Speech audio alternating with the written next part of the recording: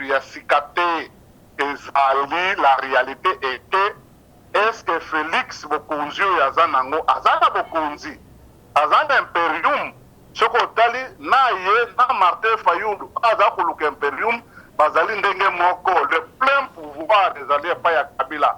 bakoki kozala na volonté mpote basalisa mboka bakongolais bakokoka te parce que bazali lié na accord secret esika Félix akendeki kotika bokonzi nyonso.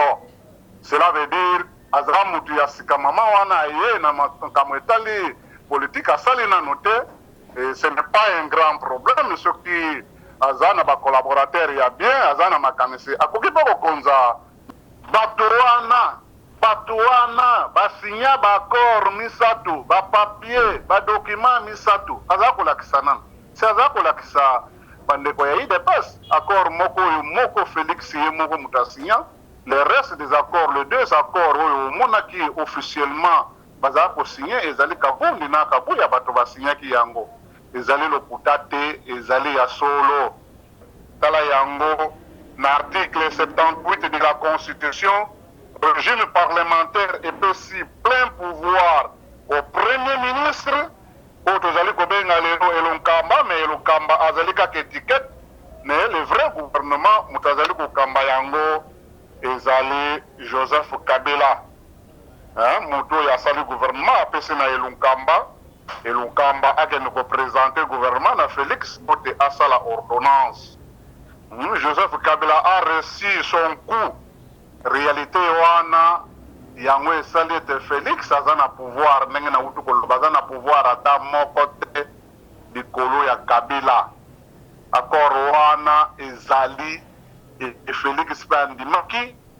oyokaki lobi eleki dans gouvernement ezebimi tomoni te koto ba ikash bandeko na biso ya IDPS batie ministre ya portefeuille madame Nzenza si je me trompe pas Tumba Nzenza batie ministre ya portefeuille maman wana yo za moko zaka pembeni ya Kondo Etienne Tshisekedi. Est-ce que nous avons à travailler déjà pour mettre Kondo Etienne Tshisekedi azaka pe na gouvernement azaka pe kalapé na tangwa moment na mboka le fait Mobutu. Est-ce que vous peut ça moi briefing et moqué à maman wana pour moi bato bako ima po balobi ete et sika batie le qui est kilo maman oui likambo mama ezali na Azarias Ruberwa te olobi bien batia kotia bazali kotia ye na banani d'abord ezali faute na biso moko bakongolais soki Azarias Ruberwa azali kozonga toujours na gouvernement na yebisi yo te azali na mission na ye oyo azwaki na mboka oyo ya uta oyo tozali kobenga Rwanda bapesa ye mission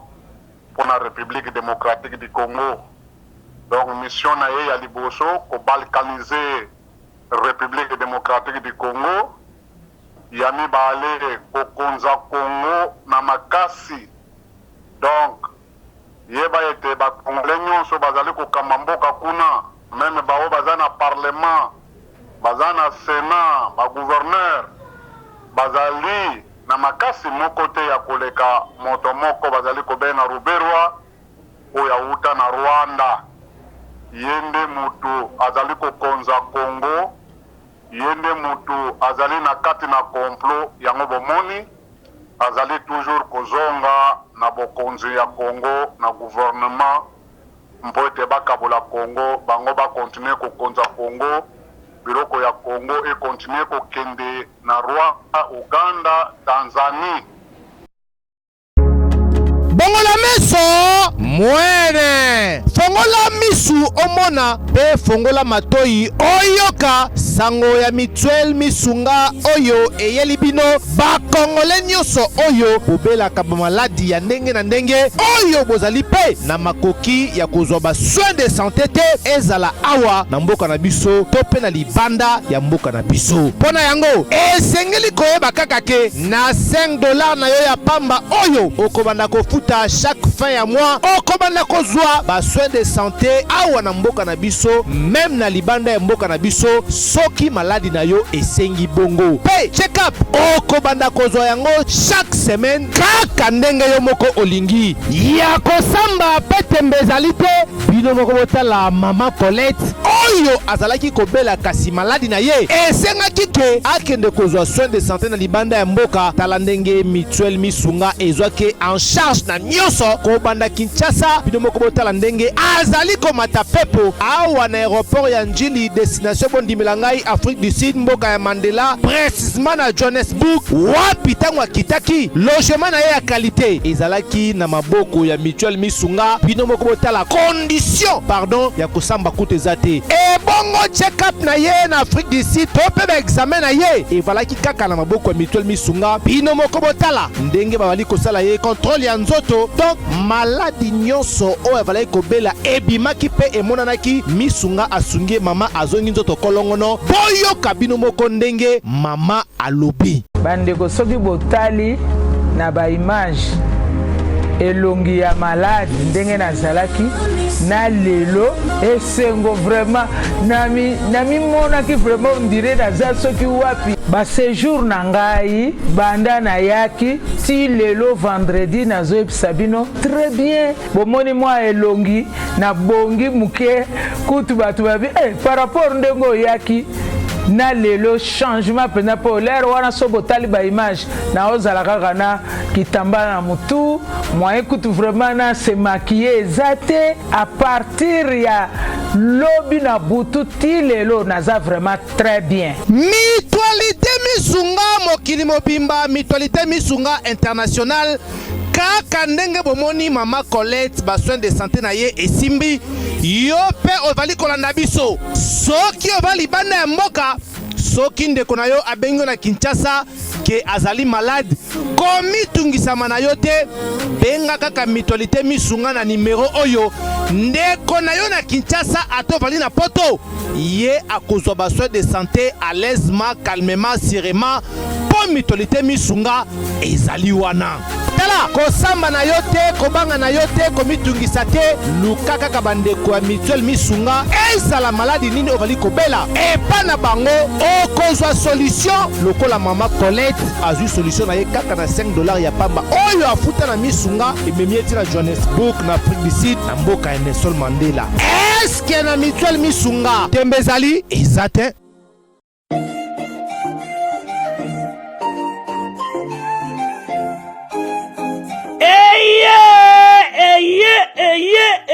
Eye papa mama tunanga nini eloko tozalaki kozela yango yo pona ba séjour na bino eleka malamu na Kinshasa Kin Label agence de location de voitures de luxe awa na Kinshasa ba memelu bino bongo Power Buzz Car oyo bazali na équipe na bango professionnel bazali na disposition na bino Power Buzz Car location de voiture ya sikape kitoko na prix ya malamu oyo wapi okoki kokontakte bandeko ya Power Buzz Car na ba numéro oyo plus 243 85 151 5000 topé na plus 243 82 23 86 668 Beli Soussou na www.powerbuzz-car.com topé na contact email contact@powerbuzz-car.com Ozamo Bimba. Bana Kinshasa tosa la confiance na ba professionnel ya bandeko ya Power Buzz Car oyo bapesi offre spéciale pour na bino nyonso boko louer ba voiture pendant un mois na séjour na bino oyo bozali na yango awa na kati ya Kinshasa. Benga ndeko mobali ndeko mosi bandeko ya Power Buzz Car po bazali ba meilleur na domaine ya location ya ba voiture de luxe. Power Buzz Car eye kosilisa ba tracasserie nyonso ya transport ya ba délégation spéciale na bino ya famille pe batransport nyonso privé oyo bozali na yango. Solution ezali kaka se moko Power Bus Car oyo ezali solution ya suka po na déplacement na bino nyonso express. Po na likambo ya qualité pe quantité na ete mituka. Nulle part ailleurs au kokuta yango kaka na Kinshasa en particulier pe République démocratique mobimba kaka epa ya bandeko ya Power Bus Car avec impact. Power Bus Car musala ya ba professionnel pe na sécurité nyonso. Power Bus Car, le travail des professionnels. Que yo, oui.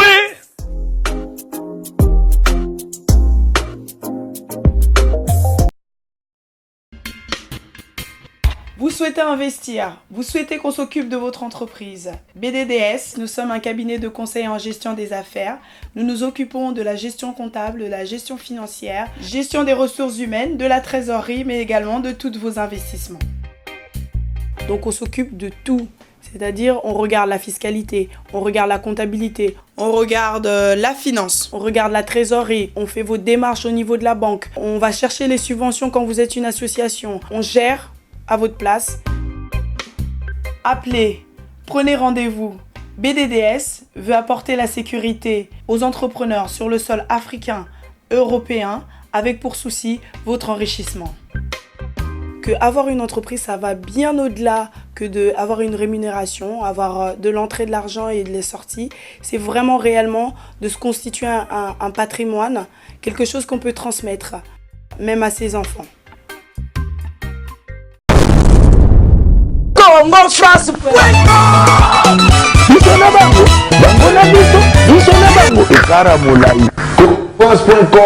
Site ya Tolo Masolo ya danger,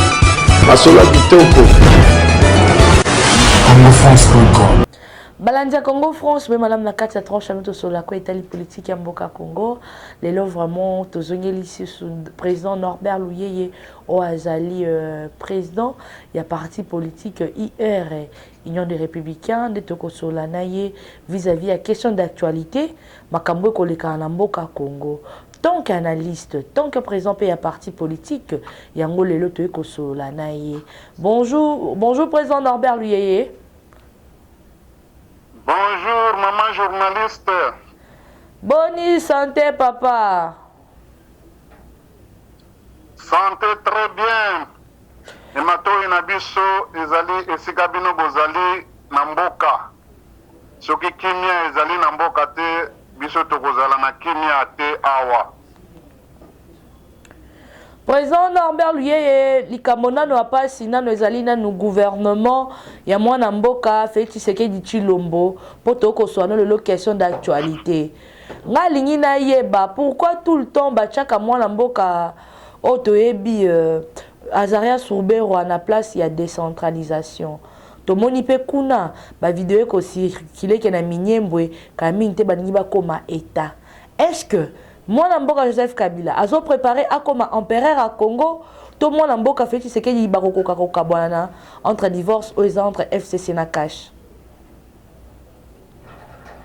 Oui, les kamomama ezali na Azaria Soubero ate. Orobi bien bacha kochia bazali kochia ye na banani. D'abord ezali faute na biso moko ba congolais.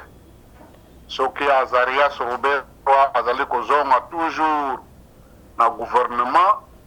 na ebisi yote azali na mission na ye oyo azwaki na mboka oyo auta oyo tozali kobenga Rwanda bapesa ye mission pour la République démocratique du Congo. Donc mission na ye ya liboso kobalkaniser République démocratique du Congo. Yami baale kokonza Congo na makasi. Donc yeba ete ba congolais nyonso bazali kokamba mboka kuna, même bao bazana parlement, bazana sénat, ba gouverneur bazali na makasi moko te ya koleka moto moko bazali kobenga Ruberwa oya uta na Rwanda. Yende mutu azali kokonza Congo yende mutu azali na kati na complot yango bomoni azali toujours kozonga na bokonzi ya Congo na gouvernement mpo ete bakabola Congo bango bakontinue kokonza Congo biloko ya Congo ekontinue kokende na Rwanda, Uganda, Tanzanie nde esika biloko ya Congo ezali kolekila Kenya na bafrontiere nyonso wana na tangi nde esika biloko ya Congo ezali koleka na ndingisa ya Barwande pe Ruberwa azali la tête ya makambo nyonso wana. Tango ozali koloba makambo etali gouvernement, le problème de notre pays ne se pose pas en termes de la sortie du gouvernement, maman. Tala depuis époque ya Mobutu kino lelo tozali na Félix Tolobi tozalaki na Kabila lelo bozako benga Félix Tshisekedi ezali pasi makasi pona mboka na biso ba gouvernement nyonso tozwi esali ata eloko moko te epesi na Congo litomba moko te. Mutuna ya liboso ezali est-ce que gouvernement oyo ebimi ezali conforme na constitution? Est-ce que constitution na biso elobi il faut tout ça la gouvernement ya coalition? Est-ce que le mot coalition existe dans la constitution? Le mituna okoki komituna ya liboso yango wana tango nazali koloba boye regret na ngai ese ezali bino ba journaliste mpe bozali ko éclairer population te bozali kotanga constitution na biso malamu te ezali ko gêner biso na nyonso bino bozali koloba ete gouvernement oyo ezali gouvernement ya yambo ya Félix Tshisekedi alors que notre constitution elobi tozali na régime parlementaire tala yango na article 78 de la constitution. Régime parlementaire epesi plein pouvoir au premier ministre o tozali kobenga lelo elonkamba mais elonkamba azali kaka étiquette mais le vrai gouvernement mutazali kokamba yango ezali Joseph Kabila mutu oyo asali gouvernement apesi na elunkamba akende koprésenter gouvernement na Félix pote asala ordonnance. Joseph Kabila a réussi son coup, il a atteint son objectif de la constitution de son pouvoir. Asa dribbler Kabila oyo wana bozali kobenga po Kabila azana bokonzi ebele tantôt azali sénateur bazali kofuta ye mbongo ebele chaque fin de mois 80 quelques mille dollars mpe azali na ba institution nyonso na maboko na ye mutu azali kokonza ba institution wana. Donc na kati na complot oyo bandeko biso ce qui s'appelle la fameuse classe politique qui s'est engagée aux élections du 30 décembre 2018 bangonde bato bapesi Kabila bokonzi azomi lisusu na pouvoir. Donc bazui Félix Aneto il est entre le marteau et l'enclume. D'un côté il a signé l'accord secret avec Joseph Kabila, de l'autre côté il est devant la réalité de la constitution qui l'oblige de respecter. Devant ces deux réalités, Félix ne va pas s'en sortir, maman. Tango tozali kolobela accord secret mpe yango moni esali allusion accord esali allusion na ordonnance oyo ya nomination ya Sylvestre Elunkamba, alors que clause wana na constitution na biso ezali koexiste te. Voilà situation toza nango yango wana na makambo etali gouvernement.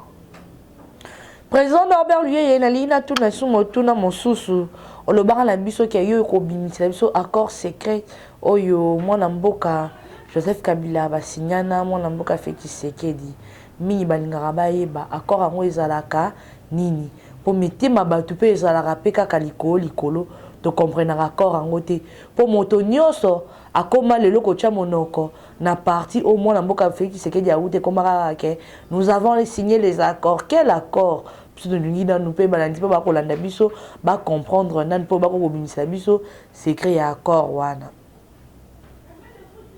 Na lobi mama soki nazali koloba na lobaka pamba te, c'est une réalité. yango esali ete Félix aza na pouvoir ndenge na utu koloba aza na pouvoir ata moko te likolo ya Kabila. Accord wana ezali e Félix mpe andimaki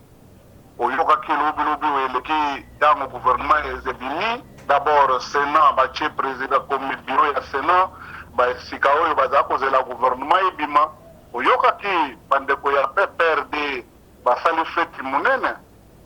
Shadari alobi ete bozala koloba grand prêtre omoni grand prêtre ezali mwana mboka Joseph Kabila. Grand prêtre lingi koloba nini? Cela veut dire azali na likolo ya bango banso mpe Shadari akendeki musika mpona koloba ete bato wana basinya baaccord misatu bapapie badokima misatu aza kolakisa nani? Si aza kolakisa bandeko ya IDPS accord moko oyo moko Félix ye moko moto asinya. Le reste des accords, les deux accords oyo omonaki officiellement bazala kosigné ezali kabundi na kabuya bato basinyaki yango ezali lokuta te ezali ya solo yango nazali koloba ete accord wana yango ekangi Félix singa na kingo moya kobouge eza te. Donc na kati na accord wana badepouye ye bapouvoir nyonso acede nyonso ese ekenda ye atikali be kaka président de la République mpona makambo eteli basermonie. Mais la réalité est que accord wana ekangi ye nzela akosala eloko moko te azali bloqué. Motuna mosusu mpe na lina yo tuna par rapport à gouvernement oyo ya mwana mboka Sylvestre Ilunkamba tomoni ete koto bayi cash bandeko na biso ya IDPS batie ministre ya portefeuille madame Nzenza si je me trompe pas Tumba Nzenza batie ministre ya portefeuille. Maman wana yo oza moko ozaka pembeni ya Kondo Etienne Tshisekedi. Est-ce que ne bato bakoloba ete a travaillé déjà pembeni ya Kondo Etienne Tshisekedi azaka pe na gouvernement azaka pe kala pe na tango moment na mboka le fait Mobutu. Est-ce que ko pesa sota moi briefing moke ya mama wana? Pour moi bato bako ima po balobi ete esika batie eleki e kilo. Mama soki nazali koseka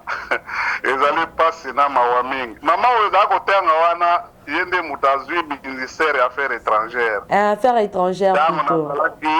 Ntango nazalaki na Kondo Tshisekedi mama wana c'est vrai azalaki secrétaire national chargé des relations extérieures na IDPS. Azalaki na gouvernement te azalaki na bureau moko te oyebi ntango bazali koloba organisation ya parti bato nyonso en fait bazalaka na balabala bazalaka na bureau moko te. Tantôt bazala kosala barestriction na bango esika moko quelque part azala semeki na ngai oyo eza kotanga wana azali belle sœur na ngai azali mwasi ya professeur Nzeza abali Kasayen nde komo na ye abongoli mama komo ya mobali yango oza koyoka Nzeza mais komo na ye Tumba.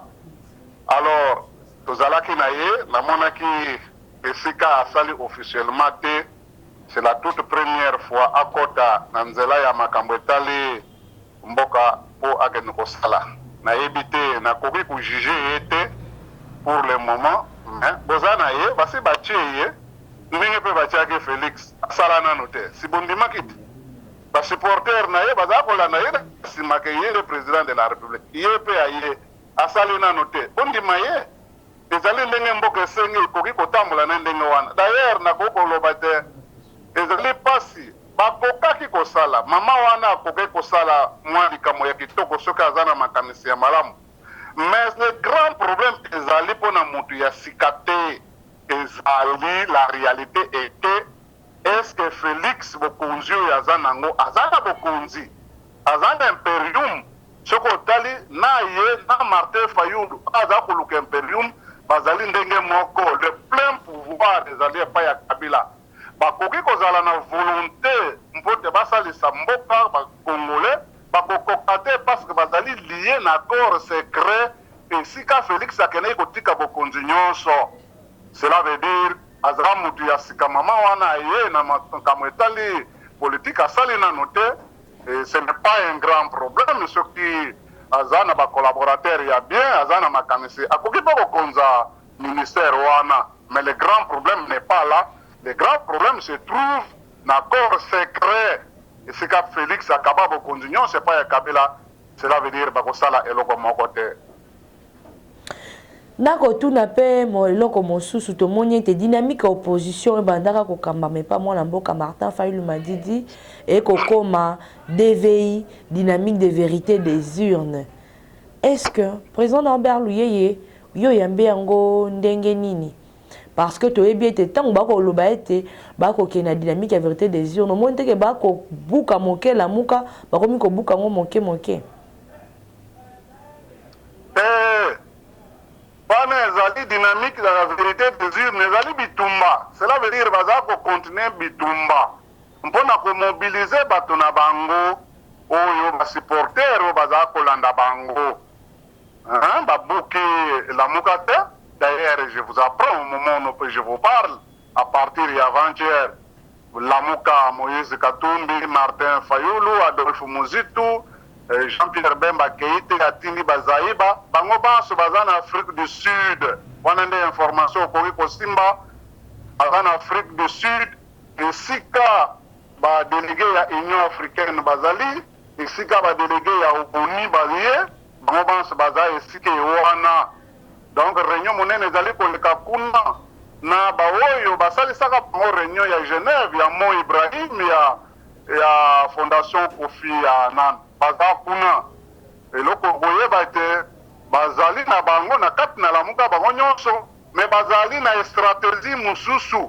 baye ko rejoindre discours na ngai omoni ntango bakendeki Lubumbashi kosala passation de pouvoir entre Moïse Katumbi na Jean-Pierre Bemba mon makasi clé ebimaki kuna bazali kobunda etumba ya réforme ya institution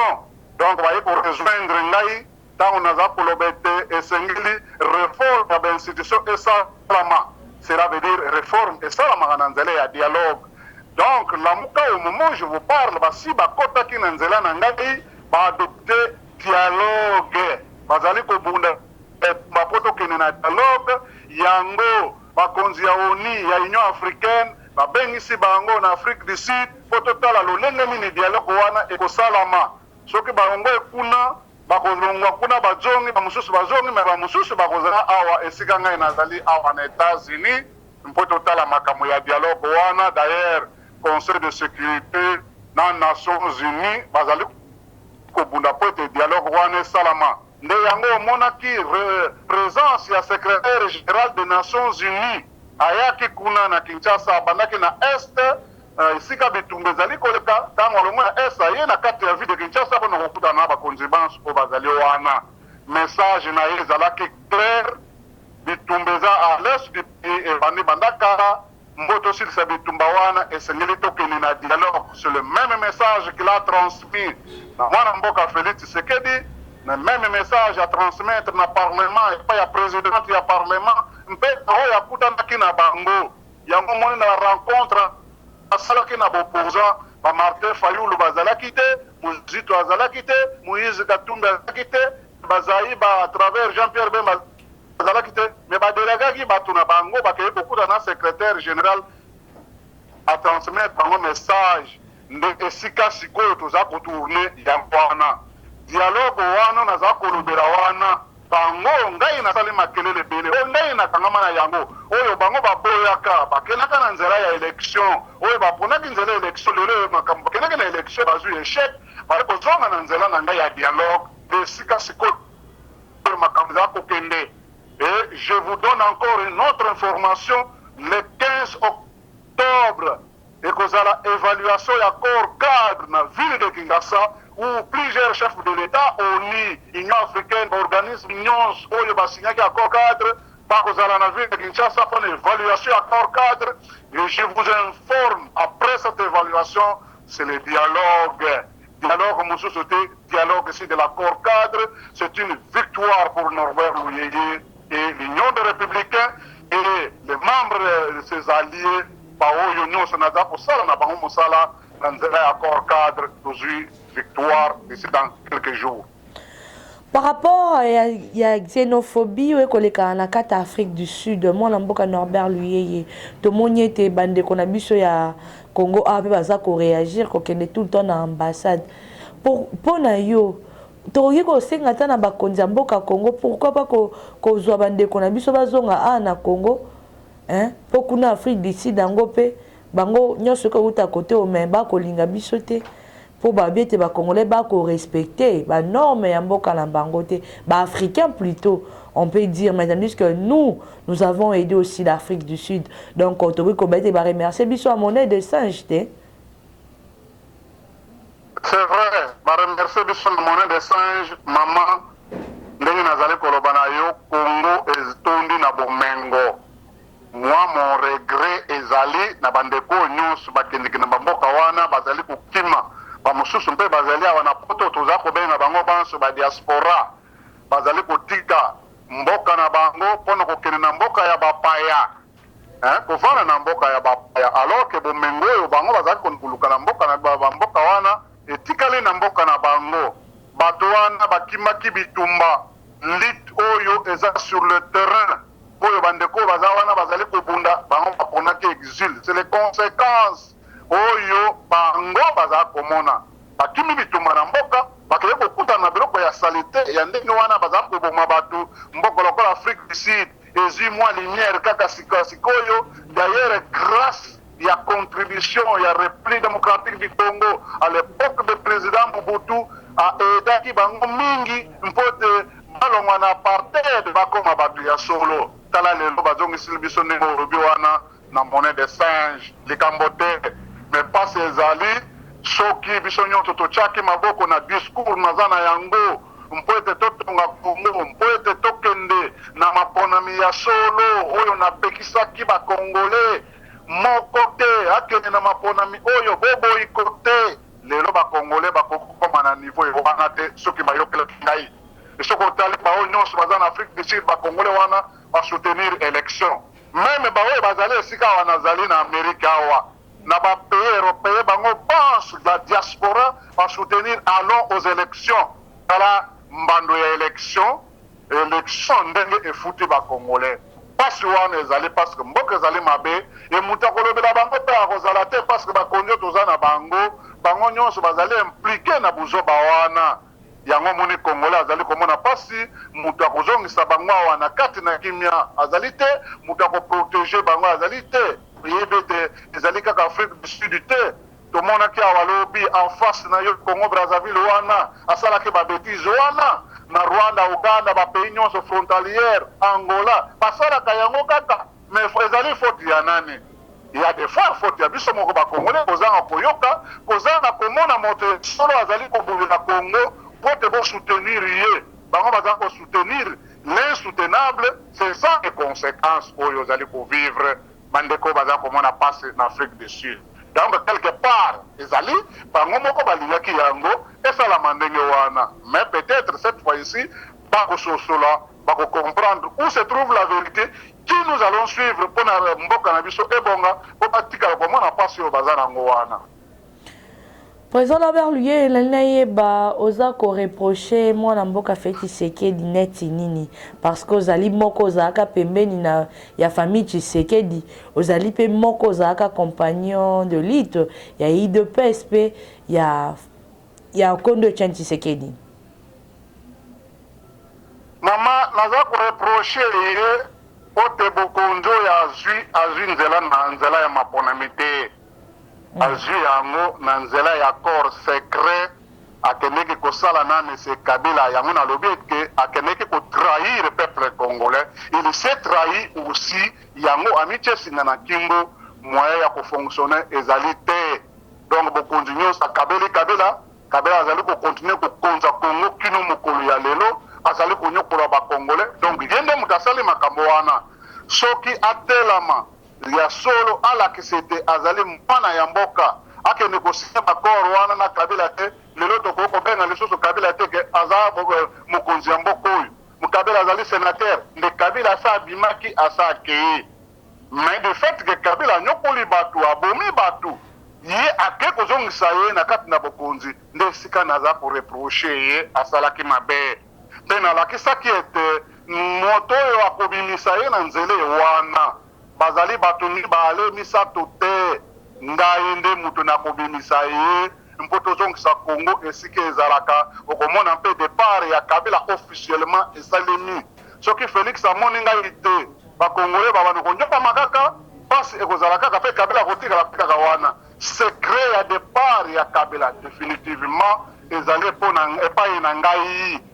secret oyo Congo ekozwa kimia ezali epai na ngai bitumba oyo oyeba mama tozali kobunda ezali seulement na nzela ya physique te nzela mpe ya molimo sur le plan spirituel tozali kobunda bitumba monene oyo ezali kolakisa ete nazali na meko ya koloba likambo soki bato bayoki te bakokwea na motambo wana ndenge nalobaki na baélection boboyi kote bakongole baboyi bakeye élection lelo Congo ekomi na kati na mpasi e bakongole le basosola maloba wana bazala kolanda bato oyo bamemaki bango na nzela ya lokuta ya baélection nde bazala kokumisa bango partout bazala koleka yeyo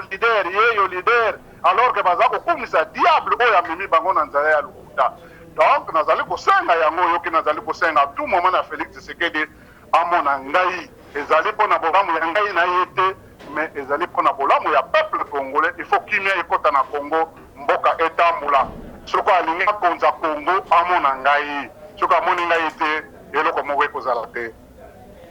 bongo lelo so mwana mboka Félix Tshisekedi abengi yo oya na Congo bosolola président Norbert Luye okoya okotendre ye mpe loboko na uti kuna mama wana ye eza mboka na ngai te ngai nakoki kozala jamais exilé na ye nde na makambo ya kotalisa nzoto na ngai epai ya baminga ngai epuye soki esili na mwa nsima mikolo naza kozonga kokutana na ye ezali na eloko moko ya mabe ezali te soki oyebi esika ye aza kovanda wana oza en contact na ye lobaki président Luye aza na posa amona yo ngai nde moto naza koyebisa yo akutana na ngai mpo topesa kimia na Congo mpo tolibere Congo aza na posa nakutana na ye oyo naza koyebisa yo ezali ya solo okutana na ye nayebisa ye makambo naza na yango mpona kimia ya Congo mpo Congo etambola mpo Kabila babenga ye lisusu te président non il faut tosala nyonso mpo Kabila akende naza na posa nakutana na ye nasolola na ye soki alandi ngai kimia ya Congo ekokota dans peu de jours awa mpe akokonza mpe Congo mais soki alandi ngai te eloko eyi te ozala konyoka mapamba ozala kosala makelele ya pamba Congo ekotikala kaka lolenge etikali wana président Norbert Luye tokomi na biso kosilisa motuna moke makambo ekolekana na Congo central tomoni ete vice premier ministre en matière oyo ya sécurité mwana mboka Basile Longo apesi ordre na bayimboko bakambaka gouvernement Congo central suspendre gouverneur na adjoint na ye bazwi batie ministre provincial ya matière ya sécurité akambe ngumba ya Congo central mpona yo est-ce que conflit oyo toa nango na politique tokobanda koregle yango vraiment na baniveau wana mama nakosenga oretire motuna wana nakoki korépondre na makambo ya bosoto te ngai nazali responsable makambo wana ezali makambo ya bosoto ezali beyebi ete bango banso wana bazali bato ya PPRD na banzo oyebi yango nayebi président bosoto wana ekowuta kaka na bato wana ya PPRD nakosepela oretire motuna ye wana na niveau naza na yango nakoki kokota na kozoba ye wana te lokola Kabila moto aza kokamba mboka na bosoto wana esengeli bato wana mpe bakota na nzela ya bosolo vraiment je m'excuse beaucoup na motuna wana oyo tuni ngai tokomi koshute maloba suka nazongisi ngambo ayo mpo ete to désannoncer diplex na biso ya lelo. Merci beaucoup mama ndenge nazali koloba bitumba ya mboka ezali solution esi ezwama oyo nyonso ezali komona ezali bateatre ezali kosalama ndenge nauta koloba na bandeko na yo na baninga na yo makambo etali gratuité ya enseignement eza kaka bapromesse mais nga bana nga na kati oyo te président président azali kokam na kati yo te me nga bana nga bazongi classe ofele bafuti eloko te nasombi ka uniforme na saki ezali théâtre oyo bobengaka mpe théâtre de chez nous ezali promesse ya pamba makambo wana omoni ya gratuité ya enseignement lelo oyo osepeli bana bazongi me mokolo baenseignant wana bakoloba tokotangisa lisusu te mpo toza na mosolo te nakanisi mokolo wana kolela okosepela lisusu te yango nazali koloba na ye ete ezali promesse ya pamba Félix apesi d'ailleurs ye moko mpo bino bolandaka malamu makambo etali politike te ye moko Félix journaliste moko atuni yango gratuité ya enseignement ye moko azali kokaba eza gratuité ya enseignement est ce que makambo ezali ya solo elingi koloba nini makambo oyo alobaki ayebi yango te faisabilité ya makambo wana esalamaki te avant azwa décision wana ezali théâtre eloko moko osalama te okomona esika kokoma nayebisi yo ekozala kaka gratuité ya enseignement te baenseignant bakosepela lobi mais apesa promesse na bamilitaire akofuta bango 400 000 francs congolais afuti te bazongisela bango ba 20 000 francs yango oyoki ete nalobi ezali bapromesse vie sociale mpe ekoleka malamu te mbongo kotia na vie sociale mpo bakongolais basepela ezali te na mwasima mikolo bapromesse wana ekozala bombe atomique bato bakolela mpe bino moko bokolela na banza yango mpe soki Félix alandi maloba naza koloba te yango ekofaire partir ye parce que kozala bombe atomique bato banso wana soda na pepa enseignant na baoyo baza na kati na pasi na vie sociale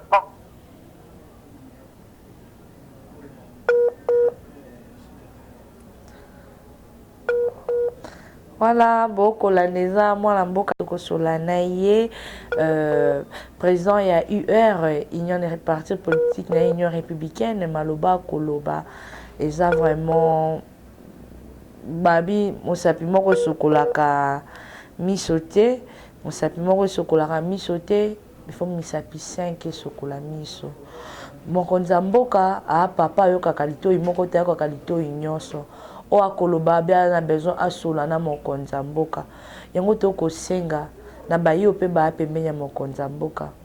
moto nyonso eza ndenge analyse na ye ndenge akoloba makambo ndenge kokende na mboka parce que bato mingi bakosepela te na mayo coalition ya FCC cash tous les gens se plaint misusu bakoma kolela po ete balobi ete babenganaka moto nano bongo te il faut bo malembe mais na 7 mois 8 mois mokonzi ya mboka asali ya te koki conclure pe kopesa nyonso mbala moko na 8 mois non engumba Congo ya monene aye kokuta Congo na se il faut amatisa Congo Félix Tshisekedi aza lokola David oyo baluki baye kopesa bokonzi Félix Tshisekedi aza moto oyo aye kokausa maya miso aye kokausa pinjoli ya ba opposant na bato ya majorité mais prison makala eza polele buluo eza polele baloko bala mère mende faut bakota nanu makala nanu ata moi 48 heures là avant no mono vungule amono nde ba vivre ba condition ya makala mareke 100 jours à chef d'état qui ko réhabiliter abiki kaka po ba ki ko réhabiliter mais atuna ba franc dio nde balala na ba bougie nde balala na ba torche atuna souffrance eza na makala okolala okomona mpesa komata ombinse kwa komata yo mais lelo bakomi koloba bakomi ba donneur de leçons bakomi kovimbana bakomi parce que pour la nini mango bakomi kaka coalition parce que on vous a donné cette chance là de vivre avec nous encore mais c'est que notre banda koko bo continuer à koloba na ba TV po ezokisaka lisusu mitema ba congolais et ko sala pasi mingi tokosenga pe na bayo bolandaki biso on ezalaki président Norbert Luyeye akendaki aza na mboka ngumba États-Unis kuna akendaki kolanda traitement mboka ba papi maibelanga mboka ya ba Jean-Si Bomo na kati ya États-Unis mboka ya ba on a bengaka Magic Wawina na pesi merci vraiment à mon vieux c'est les Dibois papa na papa na bébé na biso kitoko wana na pesi bambote belé na Gisèle Tatimer double motema prince Juclo winner mama ya bébé Némi na pesi bon joyeux anniversaire na ona bengaka Bijou Tati, famille Tati Mobimba Bambote na bino, Pijuzola de Lausanne, Papi Batia de Bonhomme Lissanga, Ousmane Gouzel, mon vieux David Olute, un tonton doux de caractère. Ya Roger Lumata yo koboya, biso to koboya oteo. Biso na ba jeune na ba Sylvain Tolinga ko ka kozara ravie na biso. Mishono ka maman bibi no ka impression Claude Basi. Ngai mete kutani balasima. Ciao, merci à Christian Touré Kenzo, merci à Olivier et à mon patron de Didi Pumba. Ciao. Bongola meso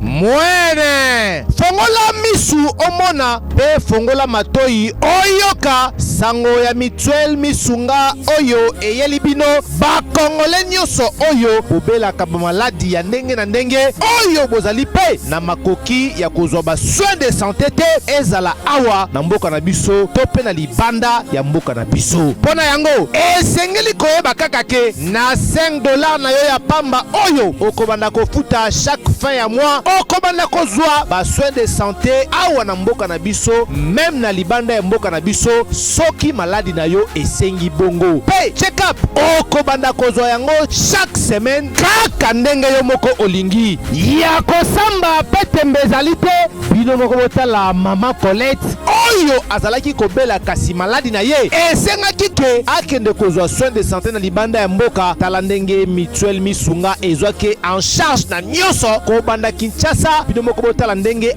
azali komata pepo awa na aéroport ya Njili destination bondimela ngai Afrique du Sud mboka ya Mandela précisément na Johannesburg wapi tango akitaki logement na ye ya qualité ezalaki na maboko ya mutuelle misunga bino moko botala condition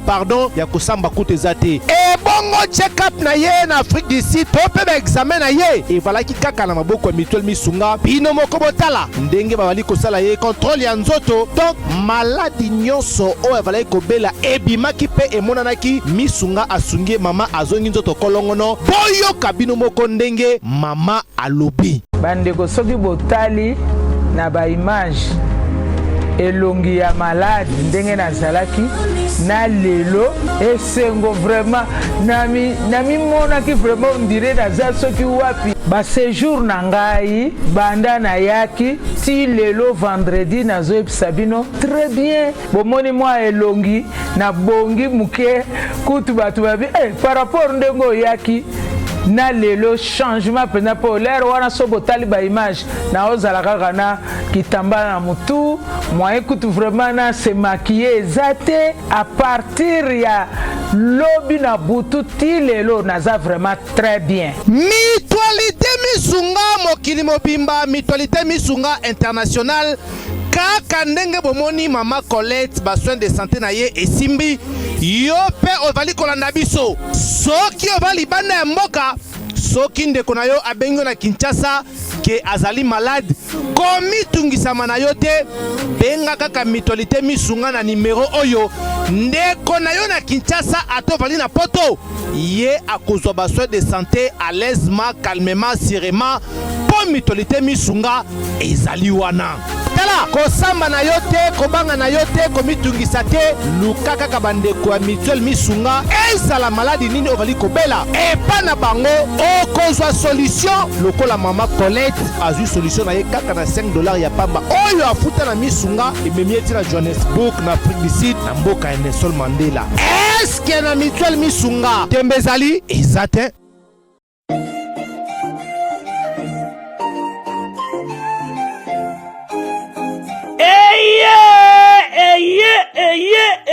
eye papa mama tunanga nini eloko tozalaki kozela yango yo pona ba séjour na bino eleka malamu na Kinshasa Kin Label agence de location de voitures de luxe awa na Kinshasa ba memelu bino bongo Power Brass Car oyo bazali na équipe na bango professionnel bazali na disposition na bino Power Brass Car location de voiture ya sika pe kitoko na prix ya malamu oyo wapi. Okoki kokontate bandeko ya Power Buzz Car na ba numéro oyo plus 243 85 151 5000 topé na plus 243 82 23 86 668 Beli Susu na www.powerbuzz-car.com topé na contact email contact@powerbuzz-car.com Ozamo Bimba. Bana Kinshasa, tosa la confiance na ba professionnel ya bandeko ya Power Buzz Car oyo bapesi offre spéciale pour na bino nyonso boko louer ba voiture pendant un mois na séjour na bino oyo bozali na yango awa na kati ya Kinshasa. Benga ndeko mobali ndeko mosi bandeko ya Power Buzz Car po bazali ba meilleur na domaine ya location ya ba voiture de luxe. Power Buzz Car eye kosilisa ba tracasserie nyonso ya transport ya ba délégation spéciale na bino ya famille pe ba transport nyonso privé oyo bozali na yango. Solution ezali kaka se moko Power Buzz Car oyo ezali solution ya suka po na déplacement na bino nyonso express. Po na likambo ya qualité pe quantité na ete mituka nulle part ailleurs okokuta yango kaka na Kinshasa en particulier pe République démocratique mobimba kaka epai ya bandeko ya Power Buzz Car avec impact. Power Buzz Car musala ya ba professionnel pe na sécurité nyonso. Power Buzz Car, le travail des professionnels. Que yo, oui.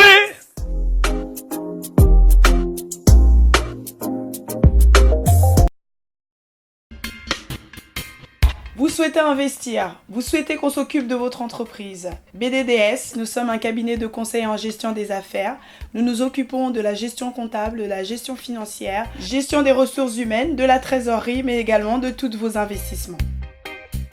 Donc on s'occupe de tout. C'est-à-dire, on regarde la fiscalité, on regarde la comptabilité, on regarde la finance, on regarde la trésorerie, on fait vos démarches au niveau de la banque, on va chercher les subventions quand vous êtes une association, on gère à votre place. Appelez, prenez rendez-vous. BDDS veut apporter la sécurité aux entrepreneurs sur le sol africain, européen, avec pour souci votre enrichissement. Que avoir une entreprise, ça va bien au-delà que d'avoir une rémunération, avoir de l'entrée de l'argent et de les sorties. C'est vraiment réellement de se constituer un patrimoine, quelque chose qu'on peut transmettre, même à ses enfants. Congo France France.com